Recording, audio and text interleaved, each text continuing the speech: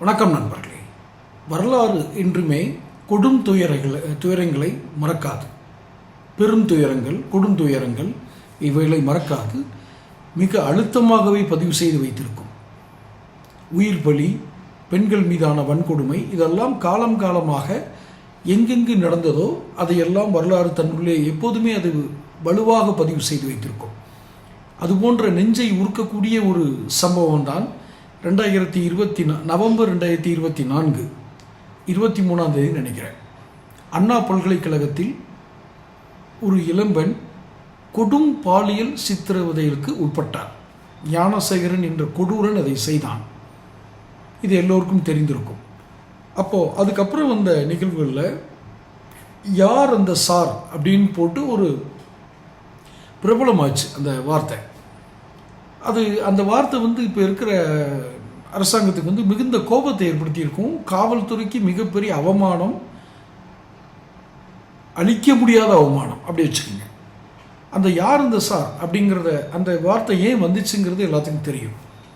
அந்த மாணவியினுடைய கதறல் சத்தம், உதவி கிடைக்காதா என்ற ஒரு தவிப்பில் அந்த பெண் இட்ட ஓலம் இன்னும் அந்த அண்ணா பல்கலைக்கழக வளாகத்தில் சுற்றி கொண்டிருக்கிறது.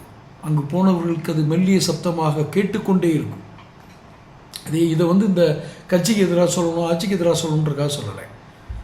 இதில் நடந்த மாபெரும் இமாலய தவறுகள் ஒரு கேடுகட்ட வெக்கமில்லாத காவல்துறை சேர்ந்த சிலர், திரும்பவும் சொல்கிறேன், ஒட்டுமொத்த காவல்துறைன்னு சொல்லலை, கேடுகட்ட இரக்கமற்ற எந்தவித அச்சமும் இல்லாத ஒரு ஈனமான ஒரு காவல்துறையை சார்ந்த சிலர் ஒரு காரியத்தை செய்தார்கள். என்ன காரியம் தெரியுமா? அந்த பெண்ணுக்கு நடந்த கொடுமைகளை யாருமே அதை கேட்கக்கூட முடியாது. அது ஒரு புகாராக எழுதி பல கவுன்சிலிங்க்கு அப்புறம் தான் அந்த பொண்ணு புகாராகவே அதை கொடுக்க முன் வந்திருக்கு. புகாராக எழுதி காவல்துறையிடம் கொடுக்கறது பொதுவாகவே எனக்கு அந்த மாதிரி தனிப்பட்ட முறையில் எப்படி ஒரு எஃப்ஐஆர் டவுன்லோட் பண்ணணும்னு எனக்கு தெரியாது. ஆனால் அந்த முதல் தகவல் அறிக்கை பதிவு செய்யப்படுகிறது. அதை பதிவிறக்கம் செய்ய வேண்டும் என்றால் அது பதிவிறக்கம் செய்யப்படக்கூடிய அனுமதி இருக்கிறதா இல்லையா என்பது கூட இருக்கும் போல இருக்குது. விசாரிச்சைகளை தெரிஞ்சது. அந்த எஃப்ஐஆர் எல்லாரும் பார்க்குற மாதிரி, எல்லாருக்கும் யார் வேணாலும் டவுன்லோட் பண்ணிக்கலாம் அப்படிங்கிற மாதிரி அந்த டொமைனில் வச்சுருந்துருக்காங்க. அது எத்தனை பேர் பண்ணாங்க, எத்தனை பேர் டவுன்லோட் பண்ணாங்க ஒன்றும் தெரியல. பொது வெளியில் அந்த பெண்ணோட பேர், வயது, தொலைபேசி எண், அந்த இமெயில் ஐடி, மின்னஞ்சல் முகவரி, அது எந்த இதில் படிக்குது, என்ன செக்ஷன், என்ன பாடம், அப்பா பேர் என்ன, அம்மா பேர் என்ன, இத்தனை டீட்டெயிலும் பொதுவெளிக்கு வந்துடுச்சு. எவ்வளவு ஒழுக்கக்கேடான காவல்துறை இருந்தால் இப்படி ஒரு விஷயம் வந்திருக்கும். அவ்வளோ எளிதாக நீங்கள் எடுத்துட முடியுமா? இல்லை, கேட்குறேன். அவ்வளோ எளிதாக போய் நீங்கள் ஒரு காவல்துறையில் ஒரு எஃப்ஐஆர், இன்னார் கொடுத்த எஃப்ஐஆர் கொடுங்கன்னா கொடுத்துருவாங்களா? நடைமுறையை யோசிச்சு பாருங்கள். ஆனால் ஆன்லைனில் எடுத்திருக்காங்க. அதை எடுத்து வெளியிட்டு அதுக்கு அவர் வருண்குமாரா அவர் பத்திரிகையாளர் சந்திப்புலாம் நடத்தி, இல்லை இது டெக்னிக்கல் ஃபால்ட்னால வந்துச்சு அப்படின்னு சொல்லியிருக்காரு. இதுக்கான கேள்வியை நான் கடைசியாக கேட்குறேன். டெக்னிக்கல் ஃபால்ட்டு, கணினி இயக்குபவர் ஏதோ ஒரு தவறு செஞ்சுட்டாரு, அதனால் எல்லாத்துக்கும் கிடச்சிச்சு அப்படின்னு.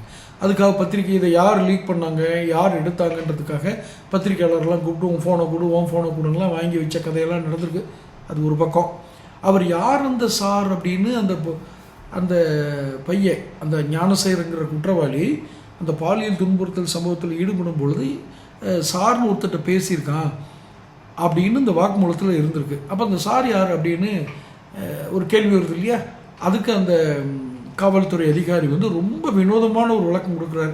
அப்படி எதுவுமே பேசலை. அந்த டயத்தில் அந்த ஃபோன் ஃப்ளைட் மோட்டில் இருந்திருக்கு, அவர் அப்படி பேசலைன்னு சொல்லி ஒரே ஒருத்தர் முடிச்சிட்டார். ரெண்டாவது, அந்த குற்றத்தில் ஈடுபட்டது ஒரே ஒரு நபர் தான். இதுதான் இந்த காவல்துறை அதிகாரி சொல்கிறது பொதுவெளியெலாம் சொல்லியிருக்காரு.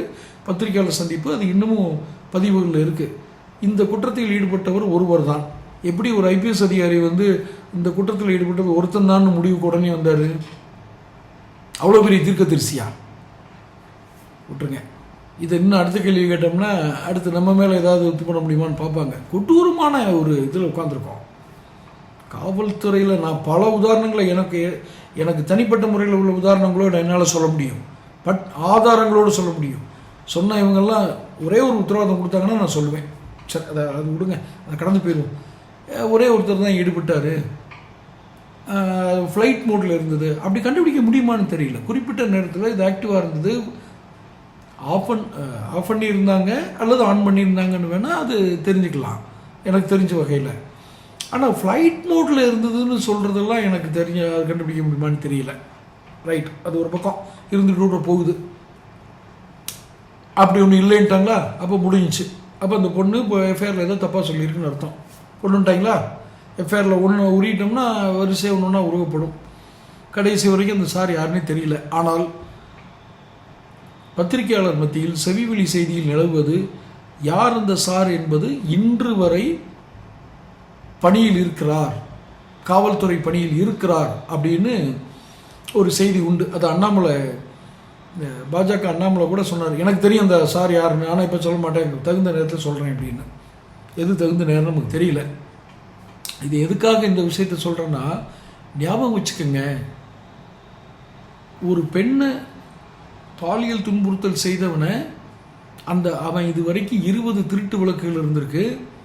அவன் ஒரு ரோட்டில் பிரியாணி கடை போட்டு விற்கிற நாய், அந்த நாய் ஒரு யூனிவர்சிட்டிக்குள்ளே போய் வந்து இவ்வளவு பண்ணுறாங்க. இதுக்கு சில விளக்கங்கள் கொடுப்பாங்க. அந்த நேரத்தில் அந்த பொண்ணு என்ன பண்ணிச்சு, ஐயா அந்த பொண்ணு பண்ணது தப்பே வச்சுக்கோங்க, இவன் என்ன புண்ணிய காரியமாக பண்ணியிருக்கான், எதோட கம்பேர் பண்ணணுன்ற புத்திசாலித்தனம் இருந்தால் யாரும் இந்த கேள்வியை கேட்க மாட்டாங்க. சரி விட்டுருங்க. அந்த பிரியாணி கடைக்காரனுக்கு 20 கேஸ் இருக்கான், 20 திருட்டு வழக்கு. அவன் எப்படி இதை செஞ்சான்னு தெரியல. ஒன்று. இன்னொன்று, அவன் இது மாதிரி வேலையை தொடர்ந்து பண்ணியிருக்கான். இந்த பெண்ணு மட்டும் இல்லை, தொடர்ந்து பண்ணியிருக்கான். அந்த பாலியல் குற்றங்கள் செய்யும்போது அதை பதிவு பண்ணி வச்சுக்கிறது, அவங்க அந்த பொண்ணோட அந்த எந்த பெண்ணை பாலியல் துன்புறுத்தல் பண்ணானோ அந்த பெண்ணோட அப்பா அம்மா அவங்க சொந்தக்காரங்க நம்பர்லாம் வாங்கி வச்சுக்கிறது. இதை பற்றி வெளியே போய் சொன்னேன்னா இத்தனை பேருக்கும் நான் அந்த வீடியோ அனுப்பிச்சிருவேன், அப்புறம் வலைதளங்களில் போட்டுருவேன், எல்லாம் அவன் ஃப்ரெண்டுகளுக்கு அனுப்பிச்சி விட்ருவேன். இப்படியெல்லாம் பயமுறுத்தி தான் பல பெண்களை சீரழிச்சிருக்கான். அதோடு மட்டும் இல்லை, சீரழித்த பெண்களை தனக்கு வேண்டப்பட்ட அதிகாரிகளுக்கும் அமைச்சர்களுக்கும் அனுப்பியிருக்காங்கிறதும் தகவல். அதனால் வேகமாக முடிக்கிறாங்க. இந்த கேஸை முடித்து அவனுக்கு தண்டனை கொடுத்து அவர் நல்லா தான் இருக்கார், ஜெயிலில் இருப்பார் அவர், அவ்வளோதான். 20 குற்ற வழக்கு, பல பெண்களை சீரழித்த ஒரு கொடூரக்காரனுக்கு போலீஸ் எப்படிங்க சுதந்திரமாக நடமாட விட்டுச்சு? சரித்திர பதிவேடு குற்றவாளி, மண்ணாங்கட்டி குற்றவாளின்னு ஒரு பட்டியல் வச்சுருக்க வேண்டியது. அந்த மயிராண்டிகளெல்லாம் வந்து எங்கே போகிறான், என்ன பண்ணுறான், அடுத்தடுத்து என்ன பண்ணுறாங்கிறத கண்காணிக்கிறது இல்லை. எதிர்கட்சிக்காரன் என்ன பண்ணுறான், யூடியூப்பில் அரசாங்கத்தை பற்றி என்ன பேசுகிறாங்க, இதை தகவலை திரட்டி கொண்டு போய் இப்போ மேலே ஏறி காலில் கொண்டு வச்சுட்டு கும்பிட்டு நிற்கணும். இந்த வேலை தான் நடக்குது. இருந்தால் அந்த சட்டம் ஒழுங்கு இப்படி சீரழியுமா? ஐயா, அண்ணா பல்கலைக்கழகம் உலக புகழ் பெற்றது. அதுக்குள்ளே போகும்போது அந்த சத்தம் இன்னும் கேட்கலையா? சம்பந்தப்பட்ட ஆட்களை வேணால் அதுக்குள்ளே போக சொல்லுங்க. அந்த அண்ணா பல்கலைக்கழகத்துக்குள்ளே நான் சொல்கிற சம்பந்தப்பட்ட அரசியல் தலைவர்கள் போங்க, தயவு செய்து போங்க. மெல்லிய ஒலி கேட்கும், ஒரு கண்ணீரோடு ஒரு பெண் அழுகிற சத்தம் கேட்கும். இன்னும் நீதி கிடைக்கல. அந்த பெண்ணை பற்றி அத்தனை விஷயங்களும் வெளியில் பரவிடுச்சு. எஃப்ஐஆரை வெளியெடுத்து அதை எடுத்து இதை எடுத்து இந்த கணினியில் இந்த குற்றம் செய்தார் அப்படின்னு ஒரு வார்த்தை சொல்கிறாங்க இல்லையா, அவங்களை குறைஞ்சபட்சம் ஒரு தண்டனை கொடுத்துருக்காங்களா? கடைசி கேள்வி. ஒரு நல்ல முதலமைச்சரை செஞ்சிருக்கணும் இல்லையா? செய்யலையே. என்ன பண்ணீங்க? இப்போ கணினியில் குற்றம் பண்ணவன், வெளியே விட்டவன், அந்த ஒருத்தர் தான் குற்றவாளின்னு சொன்ன உத்தமரான அதிகாரி, அந்த சார் யாருன்னே தெரியாமல் கடைசி வரைக்கும் நாங்கள் புலம்பிகிட்டு இருக்கோம், நாங்கள் வாக்காளராக புலம்பிகிட்டு இருக்கோம். அப்படி சொல்லவே இல்லைன்னு அதிகாரி சொல்லிட்டார். அதனால் இப்போ அதை கேட்டால் நம்ம மேலே தப்பாயிரும். நல்ல அரசாங்கம், நல்ல காவல்துறை, நல்ல காவல்துறை அதிகாரிகள், நேர்மையான ஒழுக்கம் மிகுந்த காவல்துறை அதிகாரிகள் எல்லாரும் சேர்ந்து அந்த நாட்டை காப்பாற்றட்டும். ஆனால் நீங்கள், நான் சொல்கிற நம்ம வாசகர்கள், வாக்காளர்கள், தேர்தல் அன்னைக்கு ஞாபகம் வச்சுக்கோங்க. இந்த சம்பவத்தை ஞாபகம் வச்சுக்கோங்க. இதில் கிடத்த நீதியை கூட ஞாபகம் வச்சுக்கோங்க. இல்லை, கரெக்டாக நீதி கொடுத்துருக்காருங்க, அவர் ஒரு பெரிய நீதிமான் இங்கே இன்றைக்கி இருக்கிற முதலமைச்சர். இடையில ஒரு செய்தியை சொல்ல மறந்துட்டேன். அந்த ஞானசேகரன் வீட்டுக்கே போய் அவனுக்கு கை கொடுத்துட்டு இருக்கிற மாதிரி அந்த திருட்டுக்கும் முறைகேட்டுக்கும் ஒரு விளக்கம் கொடுத்தாரு பாருங்க புலவர் மா சுப்பிரமணியம். எவங்க ஆக்சிடென்ட் அந்த திருட்டு பை மேலே இவர் போய் கை கொடுத்து நிற்கிற மாதிரி ஃபோட்டோ இருக்குது. 20 கேஸில் திருட்டு போய் அவன் பல பெண்களை சீரழித்தவன், அவன் வீட்டுக்கு இவன் போனார், இல்லை இவர் வீட்டுக்கு அவன் வந்தானா ஒரு கை கொடுக்க. இதெல்லாம் சாதாரணங்க, பெரிய மனுஷன் ஒரு கை கொடுத்துட்டு போவார்னு நீங்கள் சொன்னீங்கன்னா